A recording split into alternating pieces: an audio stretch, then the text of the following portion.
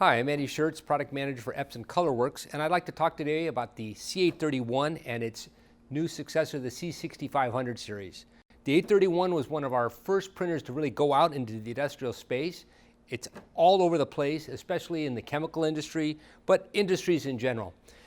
So I want to compare the C831 to the newer C6500 series and show you some of the advantages of why it's in your best interest to consider an upgrade. So first off, we look at these. You can see the size and the footprint. The overall footprint is pretty similar between the two printers. Okay? The C6500 series is a little bit taller, but usually that's free space in an environment. But when you consider the paper, the C6500 is actually smaller because it has the media that can fit within the printer. It uses less absolute space than the C831, which will have to have the box of media behind the printer. And realistically, the C831 does not like to pull straight, so it means you have to somehow have a table with a hole or things like this in it to pull up on it if you could. So we have a big advantage, I believe, in the terms of the overall form factor that makes the C6500 series a little bit more appropriate. The next thing we want to draw attention to is the C831 and its control panel. And although it is functional, one of the problems is it basically has lights and some buttons on here. And at any one time, what is really going on is not so easy. I mean, if everything's working great, fine. Maybe the ink going out, it's got a pretty easy indicator light, but sometimes lights are blinking and flashing and it's not really clear, and there are no error messages on the printer, which has made, over time, the 831 a little bit difficult to use. In contrast, the C6500 series has a full color panel, so you can see clearly the status of all the inks, what's going on, what media size it's set for, what the printer thinks is happening. So instead of a blinking light or two over here and I've got to maybe remember or look up the manual, I can see everything about this printer. And in case something goes wrong, it's going to give me a detailed error message, and even pictorially, it's going to take me through what's wrong to help me try to correct the situation. So a big advantage in keeping the printer up and running with this control panel between these two printers. Another major difference between these two products is that the C831 used pin-fed media. And pin-fed media has advantages in terms of being able to be robust and pulling and things like this, but invariably the problem with the pin-fed media is fewer people have the expertise to convert it. A lot of times they will leave the small pinhole chads that will get caught in the printer and ultimately defeat the printing. And even in the best of circumstances, the media is going to be more expensive. So when you look at the same size label, the 831 is going to have to use pin-fed, which is going to make at minimum a 10% increase in material that you're using. So for the same number of labels, you're basically going to have to buy 10% more material. The 6500 series, based on friction fed, can feed without the perf strips and saving you substantially on your media costs. So now both the 6500 and the 831 are designed for heavy-duty use in industrial environments. But nevertheless, when you're doing a lot of label production, there's always the chance that a label will delaminate and get stuck within the machine. Okay? When that happens, there's a huge difference between these two products. When we look at the C831, even though we can open this cover, the media is actually trapped between two plates and there is no easy access. So if this label is coming off in the machine, an end user cannot service themselves. And this will have to be disassembled. Take the case apart, take the whole thing apart just to get that label out of the machine. If you've got labels you've got to get produced today, this is downtime. Okay? In contrast, the C6500 series is completely easy to clean that stuck media out of the printer. Simply remove the source roll, open the covers,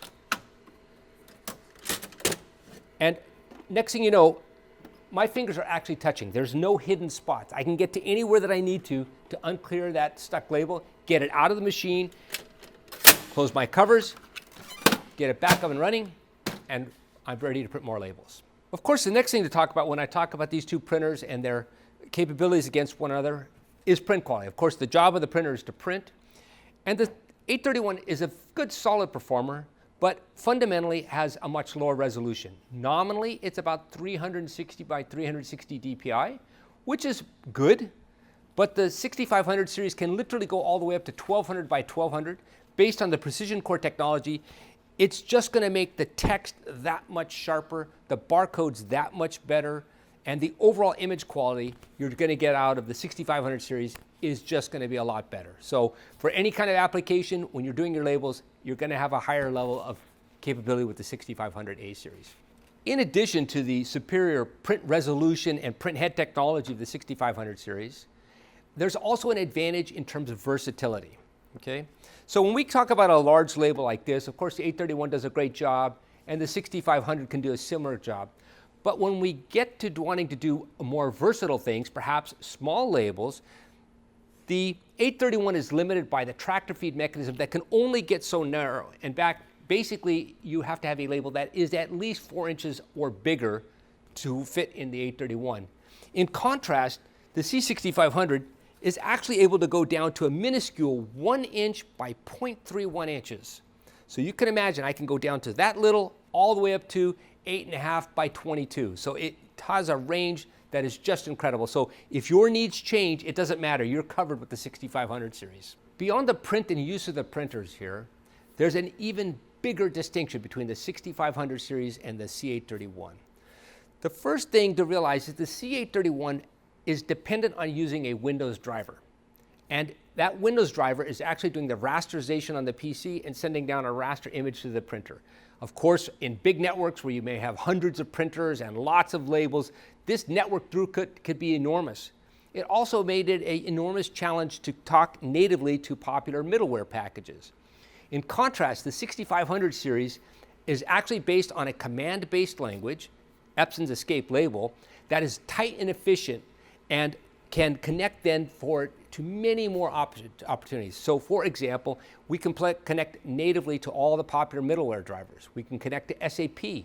We can connect to Linux or Mac, okay? Or it can even be homemade applications where people talk to the printer directly, bypassing all drivers and all middleware, anything, okay? And even as far as going directly to Relay's thermal transfer printer, because the 6500 is designed to accept native ZPL, so you can expand maybe places where the C831 could never quite replace because you could not fit it in with the workflow. The 6500 can drop straight in. So a huge advantage. Next to the connectivity is also the management capabilities. The C831 had no real ability to tell somebody outside of looking at the printer itself what's going on. Is it online? Is it working? Is it got supplies? What's happening with it? In contrast, the 6500 series connects with Epson Device Administration, a remote management tool that lets me see all my printers on the network, what the status of the printers are, lets me control those printers. So if I have an installation with 100 or 200 printers and I want to ensure that they are consistently set up, I can design a golden setting and broadcast it to the entire base.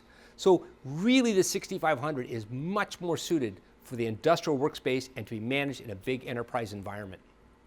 Of course, a critical concern with both of these printers will be, can it pass BS 5609? How durable the labels? Well, in this regard, the printers are actually quite similar. So they are both based on Epson's proprietary pigment technology that passes BS 5609 with all kinds of synthetic media.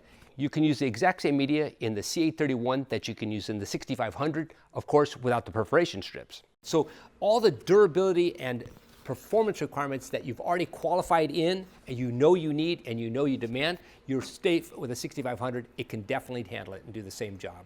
So with any commercial product, the service options are also a critical factor to consider.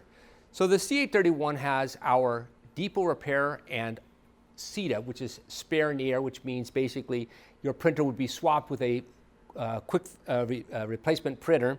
And these are very popular options.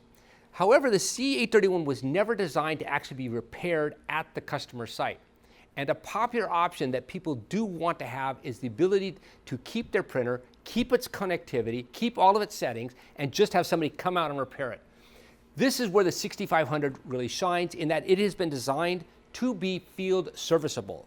So this now opens up the ability to have on-site service also as a third option for the 6500. So then you can keep your printer, all of its settings, the technician comes to you, gets you back up and running quickly, a full service offering with the new 6500 series printers.